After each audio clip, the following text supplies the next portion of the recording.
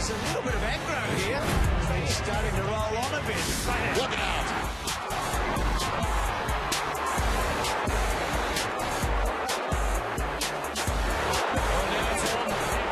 Now there's a skirmish breaking out.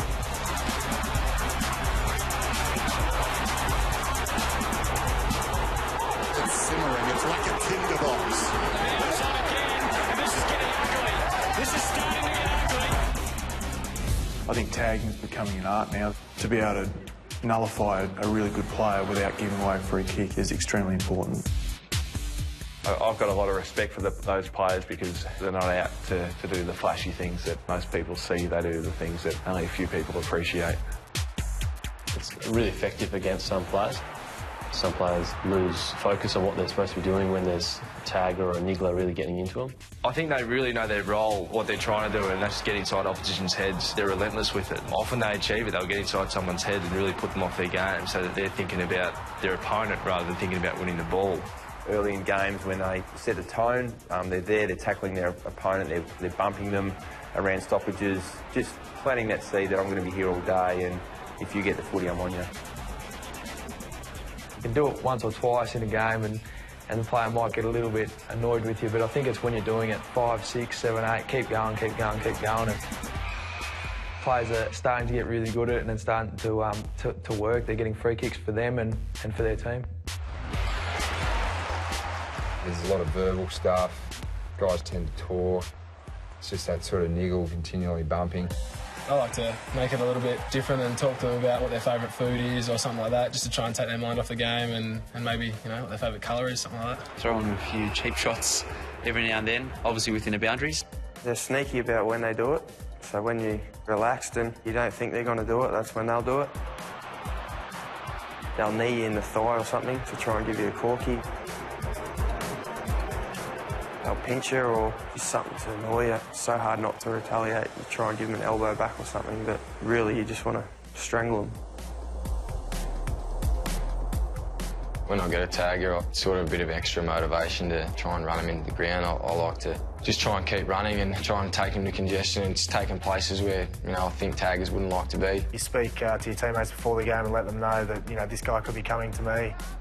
Put a hit on him, block him out the way.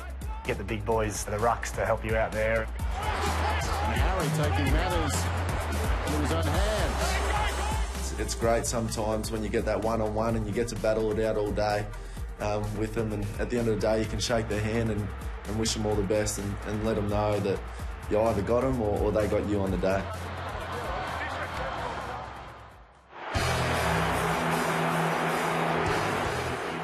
I think the best getting around at this point would be Ryan Crowley. His role is an ultimate team role for us. He may not get a whole lot of the ball himself, but he's negating the opposition's best player.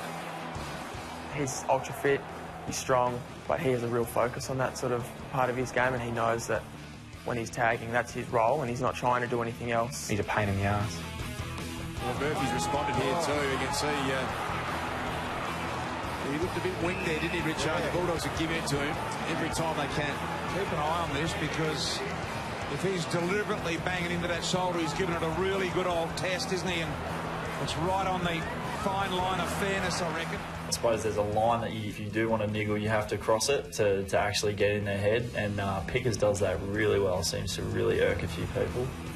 He'd have to be up there as a number one tag, I think, in the competition. Does the job week in, week out.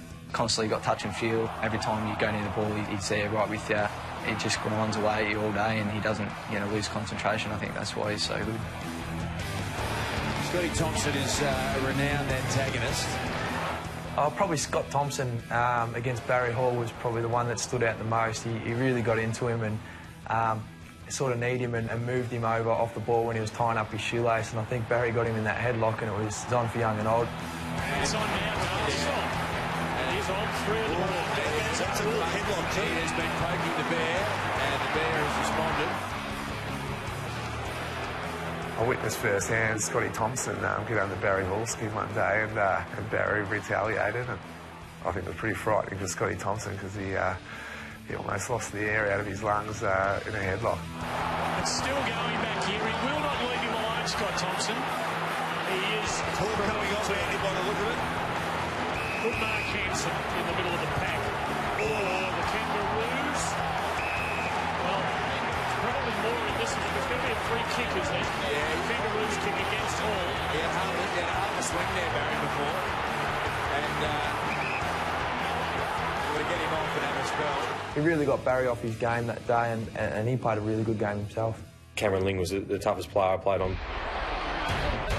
He made you work hard defensively because he was able to get involved in the play as an offensive player. Had a couple of great battles with Lingy, probably got the better of me across our careers, and I guess it's very frustrating playing on someone who you can't get away from, and you're going to have them every week, every time you play them. But I mean, he was a great player and very physical and took me out of plenty of games. Guys like Brett Kirk, I always struggled to get a kick on because he was so mentally strong and fit. He just made it very hard. Every time you thought you were going to take clean possession of the ball, you'd get a whack on the arms or, a bump in the side or a clip over the head sometimes. Superb stuff from Tuck, but the tackle from Kirk was brilliant.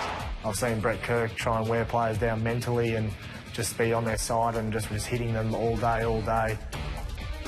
Not aggressive, not talking, but just on their hip all day.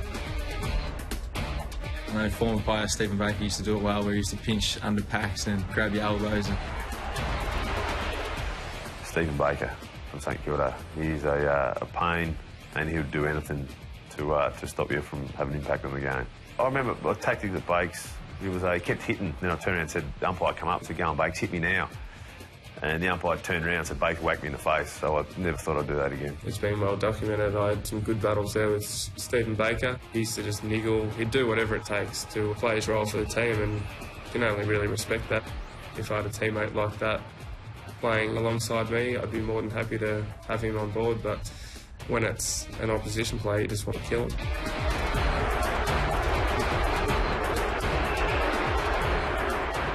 I'm just glad he was on my team. Occasionally played with each other in intra-club practice games, and it was just absolute hell. So I almost feel, a bit of pity towards some of the opposition players because he was so good at what he did.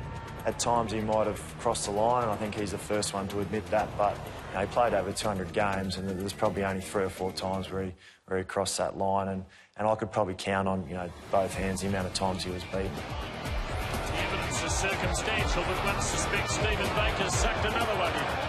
He used to get away with a lot of stuff because obviously there wasn't as many cameras around, and the umpires sort of weren't. They were more focusing on the contest rather than away from the footy, and that's probably where he did some of his best work. Ultimately, what goes on the field stays on the field, really. Yeah, you're out there to do a job, and you're not out there to make friends.